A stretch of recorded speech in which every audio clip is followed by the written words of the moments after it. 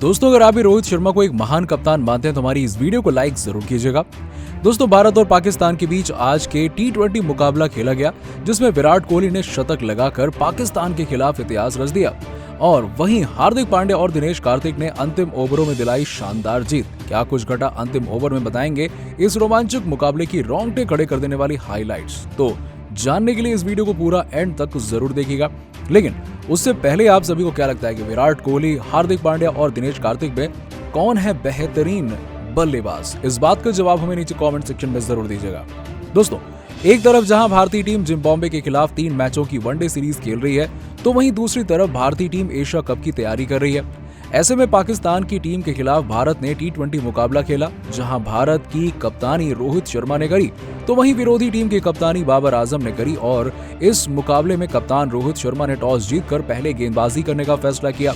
जहां पहले बल्लेबाजी करने आए पाकिस्तान के सलामी बल्लेबाज बाबर आजम और मोहम्मद रिजवान ने भारतीय टीम के सामने तहलका मचा दिया और दोनों ही बल्लेबाज जिस तरीके से बल्लेबाजी कर रहे थे, उसे देखकर साफ अनुमान लगाया गया था कि ये दोनों बल्लेबाज पवेलियन से सेट होकर आए हैं और यहाँ पर तहलका मचाने के लिए पूरी तैयारी कर रहे हैं। और दोनों ही बल्लेबाजों ने पहले ही ओवर में तहलका मचाना प्रारंभ कर दिया, जिसमें दोनों ही बल्लेबाजों ने ताबड़तोड़ बल्लेबाजी करते हुए प्रत्येक ओवर में करीबन 10 के रन रेट से रन बटोरे और पावर प्ले में 65 रन बटोर लिए।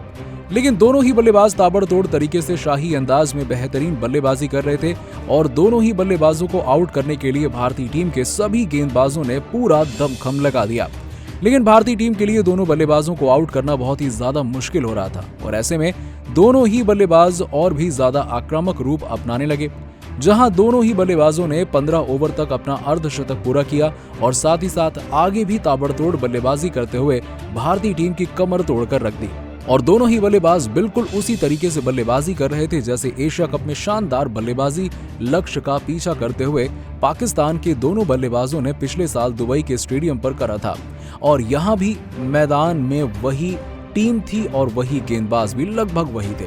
बस टूर्नामेंट का फर्क था और दोनों बल्लेबाज करिश्माई बल्लेबाजी से तहलका मचाने के लिए घर से ही प्लानिंग करके आए थे और दोनों ही बल्लेबाजों की शानदार प्लानिंग आज रंग लाई और दोनों ही बल्लेबाजों ने अपना शतक भी पूरा कर लिया था। और जहां बाबर आजम ने अंत तक नाबाद रहते हुए 105 रन बनाए और आपको बता दें कि इस दौरान उन्होंने 10 चौके और 6 छक्के की मदद से बेहतरीन पारी खेली और वहीं मोहम्मद रिजवान ने 115 रन की पारी 12 चौके और 6 छक्के की मदद से खेली और दोनों ही बल्लेबाजों ने 60-60 गेंदों का प्रयोग किया और दोनों ही बल्लेबाजों के दम पर पाकिस्तानी टीम ने 228 रन का टारगेट रख दिया।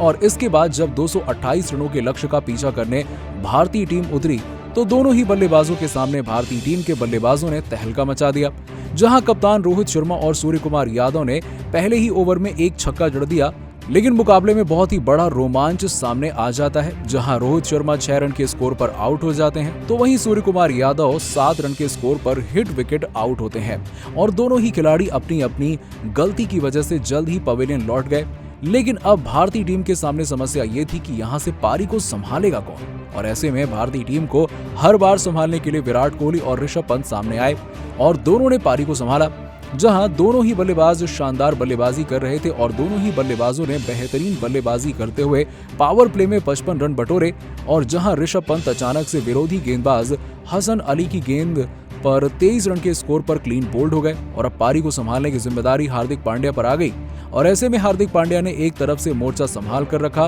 तो दूसरी तरफ से विराट कोहली ने मोर्चा संभाला और दोनों ही बल्लेबाजों ने 15 ओवर तक अपना अर्धशतक पूरा किया। और जिस तरीके से दोनों ही बल्लेबाज शानदार बल्लेबाजी कर रहे थे, उसे देखकर लग रहा था कि पाकिस्तान के मुंह से जीत छीनने का काम भारत कर लेगा। लेकिन अब दोनों ही बल्लेबाजों को आक्रामक बल्लेबाजी की आवश्यकता थी और दोनों ही बल्लेबाज ताबड़तोड़ बल्लेबाजी करने लगे, जहां विराट कोहली ने तो एक ही ओवर में 5 चौके लगाकर हसन अली की बैंड बजा दी और अब 95 के स्कोर पर विराट कोहली पहुंच गए, जहां 2 ओवर में 34 रनों की आवश्यकता पड़ने पर सबसे महत्वपूर्ण 19वें ओवर में विराट कोहली ने एक छक्का और एक चौका लगाकर मुकाबला करीब लाकर खड़ा कर दिया और अपना शतक पूरा किया। लेकिन अगली ही गेंद पर और मुकाबले के 19वें ओवर की अंतिम गेंद पर विराट कोहली 105 रन के स्कोर पर आउट हो गए, जहां बाबर आजम ने 30 मीटर के दायरे से थ्रो फेंकते हुए विराट कोहली को रन आउट किया और अब अंतिम ओवर में जीत के लिए 24 रनों की आवश्यकता पड़ी, पहले 2 गेंदों पर 2 चौके चढ़ते हुए तीसरी गेंद पर हार्दिक पांड्या 38 के स्कोर पर आउट हो गए। तो वहीं बल्लेबाजी करने के लिए दिनेश कार्तिक आए और दिनेश कार्तिक के सामने 3 गेंदों पर 16 रन का कठिन लक्ष्य था और ऐसे में दिनेश कार्तिक ने अपनी वही करिश्माई बल्लेबाजी दिखाई और पहले 2 गेंदों पर 1 छक्का और 1 चौका जड़ दिया। लेकिन अब अंतिम गेंद पर छक्के की आवश्यकता थी, लेकिन ऐसे में दिनेश कार्तिक के ऊपर पूरा का पूरा दबाव था क्योंकि दिनेश कार्तिक को छक्का लगाना था और ऐसे में विरोधी टीम के ज्यादातर खिलाड़ी बाउंड्री पर खड़े हो गए। लेकिन दिनेश कार्तिक ने एक बार फिर से वही कारनामा दोहरा दिया जैसे कि उन्होंने 2016 में एशिया कप के दौरान बांग्लादेश के खिलाफ फाइनल मुकाबले में किया था और यहां पर भी उन्होंने उसी तरीके से शानदार बल्लेबाजी करते हुए सामने की तरफ आगे बढ़कर छक्का जड़ दिया और मुकाबला भारत के पक्ष में लाकर खड़ा किया। और अभ्यास मुकाबले को देख भारतीय मैनेजमेंट काफी ज्यादा खुश हुआ और इसे देखकर कहा जा सकता है कि भारत पाकिस्तान को एशिया कप के मुकाबले में आराम से हरा देगा। दोस्तों, आपको क्या लगता है कि पाकिस्तान की टीम भारत को हरा पाएगी या फिर नहीं? इस बात का जवाब हमें नीचे कमेंट सेक्शन में जरूर दीजिएगा और ऐसी ही खबरों के लिए सब्सक्राइब कीजिए हमारे YouTube चैनल को। धन्यवाद।